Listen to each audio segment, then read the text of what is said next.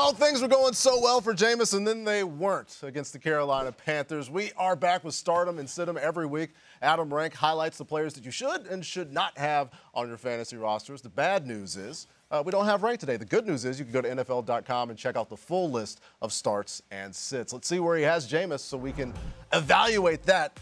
The starts for quarterback for Rank, Cousins, Fields, and Ryan Tannehill. Jameis is a sit along with Jared Goff and Joe Burrow. Let's look at the rest of the quarterbacks that you have starting, Marcus Grant. Well, let's start with Daniel Jones because it's been a very good start to the season for Mr. Dimes. He's given you 20 or more fantasy points in back-to-back games, but more importantly, he's protecting the football. Turnovers have always been his Achilles heel. No interceptions, just one fumble lost in the first two games, and now this week he gets to go up against a Falcons defense that's given up 28 or more fantasy points to quarterbacks in each of their first two games. Another guy that is on my start list this week is Matthew Stafford. He'll be playing right across the street against the Buccaneers. You heard Cynthia in the first segment talk about how this could be a pretty high-scoring game despite the fact that there are two very good defenses, and especially for Tampa, maybe their biggest weakness defensively is in their secondary. They are short on depth there. They've got injuries with Sean Murphy-Bunting now out for an indeterminate period of time. So don't fear this matchup. Believe that Matthew Stafford can get it done for the Rams against the Bucs. Looking forward to that big-time game between a couple of 2-0 teams. Let's get some sits, Marcus. Well, Adam Rank had it up there, and I agree with him. Jameis Winston is a guy that I am sitting this week. In his two combined games so far this season, just 259 total passing yards. Some of this is on Jameis. Some of this is on a team that just doesn't really have any consistent pass catchers. Deontay Harris leads the Saints with 81 receiving yards, and 55 of those came on one play. On top of it, he's got to face a Bill Belichick-led defense. I know they made life tough on Zach Wilson. Yes, he's a rookie, but don't think he can't make it tough even on veteran guys like Jameis Winston. And another sit for me is Taylor Heinecke, and this is just sort of reminding people not to get too caught up in what we saw from Heinecke last week against the New York Football Giants. I know he looked good against Big Blue.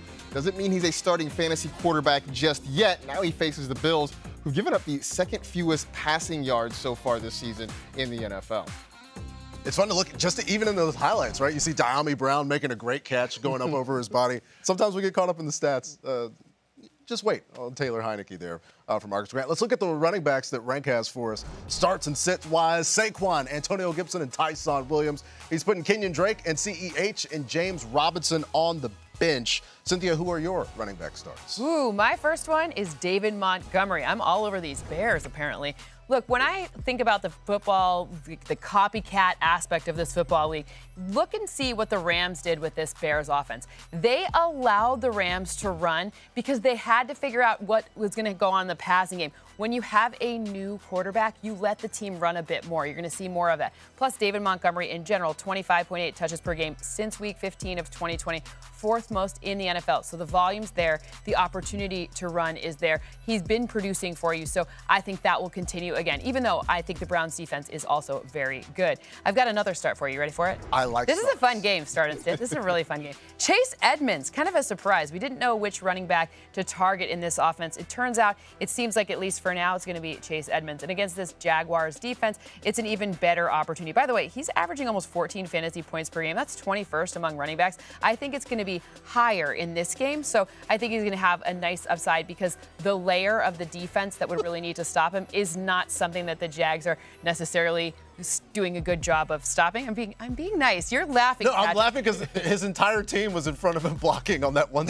Well, you know, listen, if the entire team's blocking for you, then I will put you on my fantasy team every time and twice on Sundays. So there you go. Who are we blocking from our rosters this week? Who are we sitting? I am agreeing with Rank in this one with James Robinson on the other side of this matchup. Fewer than 10 fantasy points in both games this season, 11 touches per game. That's tied for 37th amongst running backs. Yeah, that's not so good. And also, fun fact, Arizona has not allowed a touchdown to a running back yet this season. I do think that it's going to be maybe a different offense. I think we're going to see a little bit more passing from Trevor Lawrence, but I don't think that that has anything to do with helping James Robinson.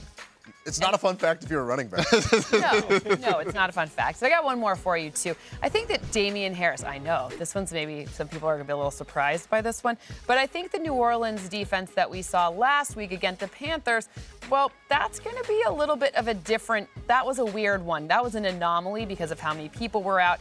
New Orleans allowed the fewest fantasy points to running backs since the beginning of 2020. Demario Davis got something to say about that. He's not going to let Damien Harris have a lot of fun in this game. So for me, I'm staying away from Damien Harris in this matchup. But it was good to see Damien Harris get an opportunity after that fumble that cost him the game. Of course, I love that, but I'm just saying. On first down, that was tough. Let's get to the wide receivers. What does Adam Rank have for us? A.J. Brown, a couple of Ole Miss teammates, A.J. Brown, DK Metcalf, both starting from Rank. Rondell Moore, who's been hot off the presses at the start of the season.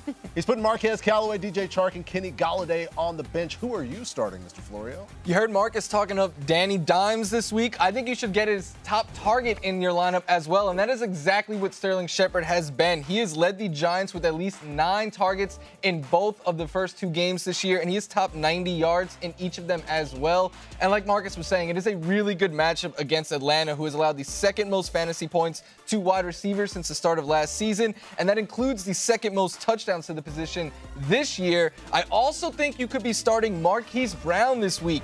He has been giving you over 21 fantasy points per game this year, but if you go back to last year, since week 12, that number is over 17 per game. So the breakout really started late last year. He currently leads the Ravens. You pick a receiving set, he leads them in it. Targets, receptions, receiving yards, and it's a good matchup against the Lions team. No offense, Cynthia, who has allowed 6 touchdowns to receivers already. Nobody rips the Lions more than Cynthia. 6 from you, Mr. Florio. I think you could sit Tyler Boyd in this one. He is just 3rd on the Bengals in yards per game right now, and he does not have a red zone target. Joe Burrow likes to go to his bigger targets when they get near pay dirt. Plus, it is a tough matchup against a Steelers defense, and last year the Steelers defense held Tyler Boyd to 5.1 fantasy points per game. That is not good last I checked, so you do not want him in your lineup. And on the other side of this game, I'm saying you could sit Juju Smith-Schuster. We heard all year that they were going to use him out wide and use him differently this year, and all they did was they made him even more tight endish this season, averaging 4.4 air yards per target. He's averaging less than 50 yards per game and has topped 100 yards 1 time in his last 31 games. I cannot get him in here. Sit him. I'm not starting Juju. That's a tough spot for Juju because he took the pay cut to stay in Pittsburgh. And it's like, people are still mad at him about TikToks. Give this guy all the love that you possibly can. He's doing you a favor.